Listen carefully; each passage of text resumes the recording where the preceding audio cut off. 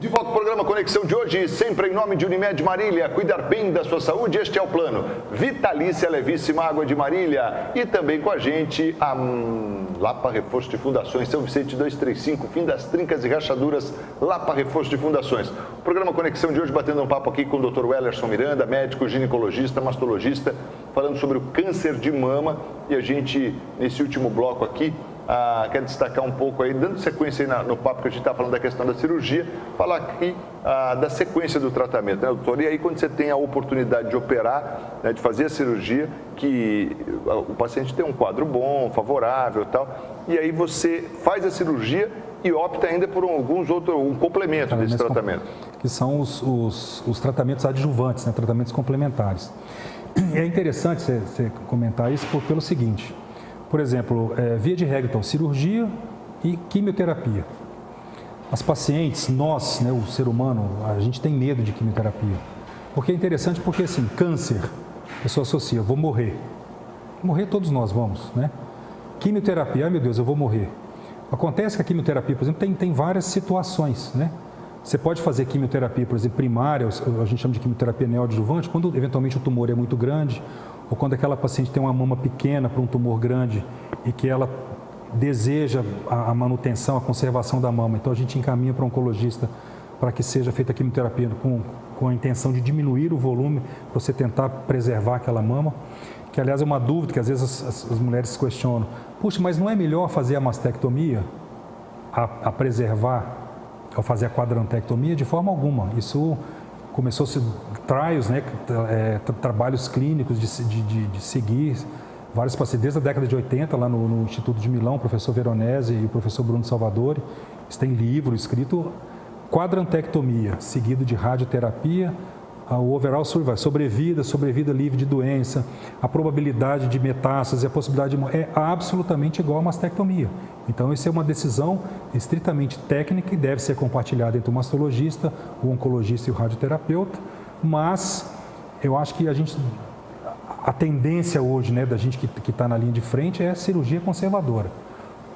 O contrário é interessante que nos casos das pacientes com história familiar importante, ou lesões precursoras de câncer com história familiar, existe uma tendência, por evolução de técnica de reconstrução, a questão da indicação da mastectomia, você retira as duas mamas, né, as glândulas mamárias com preservação da pele complexo areopapilar, complexo areopapilar, e coloca uma prótese, dando uma chance, né, de estar livre, né, reduzindo o risco em torno de 90% e tal. Mas voltando à questão do tratamento, então, a quimioterapia, eu acho que uma coisa muito importante para a gente aproveitar o espaço e deixar claro, por exemplo, esse ano eu faço 28 anos de formado e sou temado, né, tenho tido especialista de mastologia desde 96. Então, assim, nessa época eu terminei residência, eu fui para Milão em 95, nessa época, por exemplo, a questão da imunistoquímica. Imunistoquímica é um exame que a gente pede rotineiramente em nível particular, em nível de saúde suplementar e no próprio SUS. Isso é rotina. É um exame que a gente faz uma análise de características proteicas desse tumor, no sentido se ele tem relação com o receptor hormonal, para ver se aquela mulher depois vai tomar os tais tratamento hormonal, né, futuro com tamoxifeno, anastrozol e tal. Tem o KI67, que é a proliferação, quer dizer, o quão rápido ou quão lento esse tumor eventualmente está associado à agressividade. Tem o tal do HER2, o CRB2, que é uma outra proteína que está associada à mutação, a uma tendência a uma agressividade maior. Hoje a gente tem um tratamento de quimioterapia específica, que é a quimioterapia célula-alvo. É até usado um termo assim, eu estou fazendo a fase da vacina, mas na verdade é uma quimioterapia, mas praticamente isenta de efeitos colaterais, porque ela só pega células que eventualmente têm aquela mesma mutação, tratamento caríssimo, diga-se de passagem, mas a gente consegue tratamento, inclusive pelo SUS, graças a Deus. Então você vê que a coisa não é tão ruim assim, né? A gente tem que criticar, né? O que está errado, mas tem que enaltecer aquilo que está sendo bem conduzido. Mas enfim, e isso então era rotina, era cirurgia, quimioterapia. Foi se estudando, eu acho que a gente chegou até a comentar aqui no final do ano, uma última vez que eu estive aqui, e nós tivemos agora, no último sábado de fevereiro, uma reunião de consenso em São Paulo, consenso Mama Print, sobre estudo do fenótipo, né, quer dizer, da agressividade do tumor, do gene do tumor. Então, existem hoje exames em que são estudados 70 genes, não é da paciente, é do câncer. É do câncer daquela pessoa. Então, são nuances, né? São características individuais e que você analisa esse tumor e ele vem mostrando se aquele tumor ele é agressivo ou se ele é de baixo risco. Então, isso está determinado na literatura. Nós tivemos agora, como eu falei, recente, uma reunião de consenso da Sociedade Brasileira de Mastologia e da Sociedade Brasileira de Oncologia Clínica, que a importância desse exame. É lógico que não é oba-oba, não é para todo mundo. Há um protocolo, há determinados tipos de tumores, tipos de paciente, idade, relacionados com o resultado dessa imunohistoquímica, que, como eu estava falando da questão da residência, na minha época que eu estava fazendo residência, que eu comecei, a gente não fazia imunohistoquímica. Então, era aqueles chavão, cirurgia, ou mastectomia conservadora, radioterapia e quimioterapia, para todo mundo. E hoje, graças a Deus, a gente sabe que uma parcela boa, quase metade das pacientes vai ter um perfil que a gente chama de perfil luminal A ou luminal B, que são tumores com uma tendência a serem menos agressivos, mas uma parcela deles tem um comportamento agressivo, que é aquela exceção que eu falei que tem um comportamento que evolui mal. Então, hoje, essas mulheres elas fazem esse exame, esse perfil genético do tumor, e quase 70% dessas pacientes ficam livres de fazer quimioterapia. Então, eu acho que isso é um avanço fantástico, é uma coisa que já está na literatura, foi publicado o ano passado, foi apresentado agora em dezembro em San Antônio, nos Estados Unidos. Você vê que é um estudo holandês, foi aceito e recomendado pela NCCN, pelos critérios americanos. Então, é uma coisa muito séria e independente, né, da questão, que eu sempre falo isso, deixa que o bem-estar da minha paciente me preocupo eu. Mas vamos pensar do ponto de vista econômico, o que significa de economia para o sistema saúde suplementar e para o sistema SUS. A gente fala aqui no Brasil, o brasileiro, nós temos essa questão de que é o melhor da América Latina, né? Mas interessante, no México, Venezuela, Colômbia, Venezuela naquela draga que está, Colômbia, Chile, Argentina, e esse exame, esse estudo genético do tumor já é liberado, inclusive, pelo sistema SUS deles. Entendeu? Então, nós precisamos... Estamos para trás, nesse sentido, nós estamos para trás. Nós precisamos muito para trás. Eu tenho alguns casos já, quase 50 pacientes em que eu solicitei esse exame, e apenas 7 foram para quimioterapia. E praticamente todas elas iriam para quimioterapia dentro desse conhecimento, eu não vou falar atual, porque o atual agora é pedir o perfil genético, né? Mas dentro desse conhecimento que ainda está enraizado, que ainda prepondera, até por questões econômicas, mas que isso vai mudar e tem de mudar, porque é uma coisa fantástica em termos de evolução, e saber que aquela paciente que tem aquelas características do tumor, ela não tem a necessidade de se submeter à quimioterapia com todos os danos em relação a pulmão, a fígado, a desgaste ósseo, a pele, a questão da alopécia, que é a perda do cabelo, que é o grande drama das nossas pacientes. Enfim, eu acho que os casos são diferentes. Como eu falei, 70%, 80% das mulheres elas vão se curar, felizmente. Algumas vão se curar exclusivamente pela abordagem cirúrgica, umas outras tantas se curarão com a quimioterapia complementar, outras tantas se curarão com a hormonoterapia complementar, né, junto com a associada à radioterapia, dependendo do tipo de cirurgia.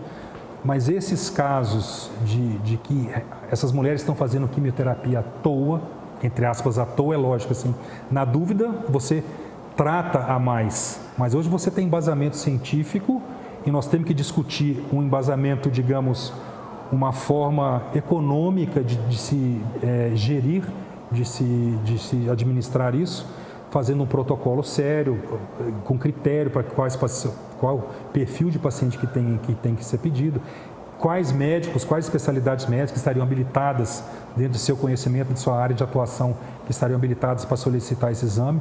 Mas eu não tenho dúvida que isso é um avanço e graças a Deus, né, Marco? A tendência, eu estava falando de novo da questão da residência. Quando a gente, há 20 e poucos anos atrás, era cirurgia, quimio-rádio, cirurgia, câncer de mama. Todas as pacientes com tumores pequenos ou grandes faziam esvaziamento axilar completo, era a tal da axilectomia. A gente fazia esvaziamento, vinha até aquele nível 1, 2 e 3. Hoje é raríssimo. O ano passado, acho que eu fiz 1 ou 2 vazamentos axilar completo, é muito, porque a gente pede hoje o linfonodo sentinela. Porque a gente sabe que 80% dos tumores menores que 3 centímetros, a axila está livre. Então, não há justificativa para a gente submeter essas mulheres a um esvaziamento axilar, que pode estar associado à questão do linfedema, à limitação motora, a formigamento, parestesia, limitações, perda de peso, de funcionabilidade daquele membro, né?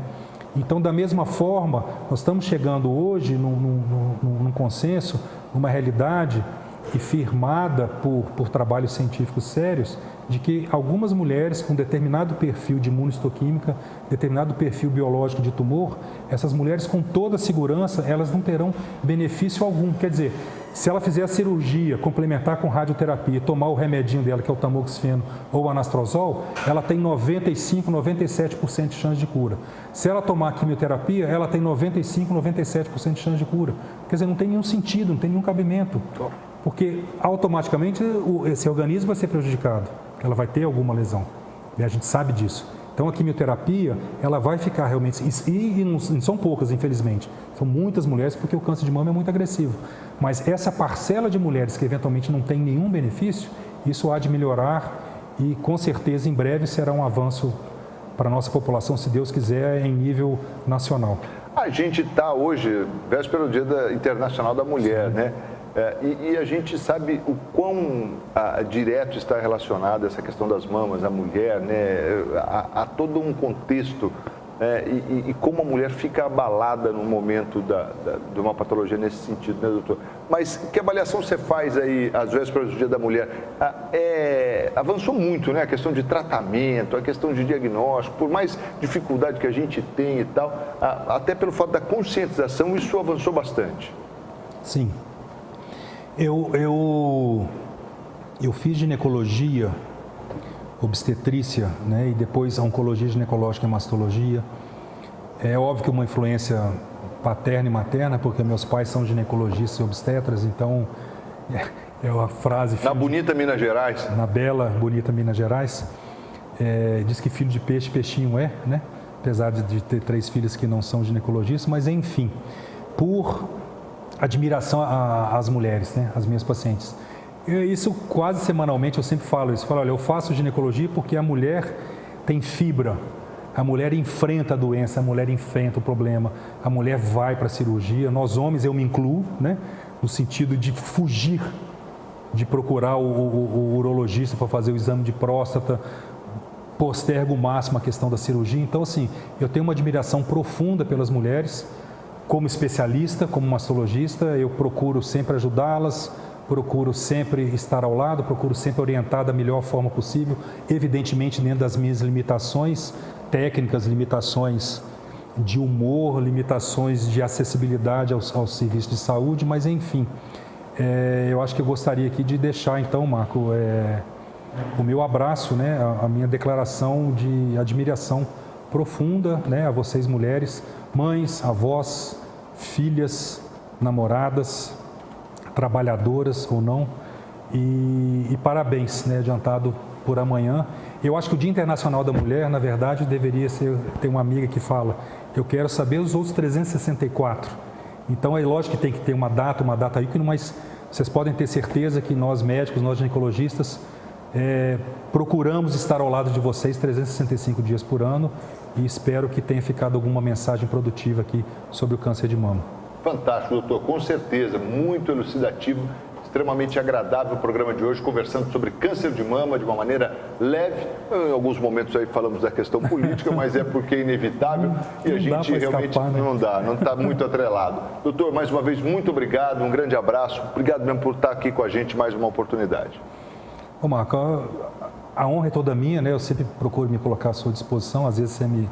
né? Mas eu gostaria, aproveitando o Dia Internacional da Mulher, então deixar, né, um grande beijo para a minha grande admiradora, para minha companheira, minha confidente, a minha esposa, a Denise, para minha querida filha Giovana, para minha sogra Dulce, para minha mãe Lourdes, que está longe, mas fica aqui todo o meu carinho, o meu reconhecimento, a minha gratidão por vocês serem as 4 mulheres da minha vida. E para as telespectadoras, e agradecer o espaço mais uma vez, Marco, e de novo, apesar de às vezes demorar um pouquinho, mas eu estou às suas ordens. Obrigado. Obrigado. Doutor Wellerson, nosso entrevistado de hoje. Ótima noite a todos. Fiquem com Deus e até a próxima. Tchau.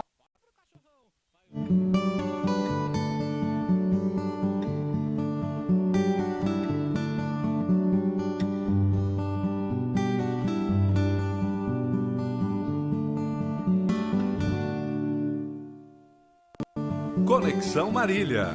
Oferecimento Oral Center, Centro Avançado em Implantes e Estética. E Unimed, esse é o plano.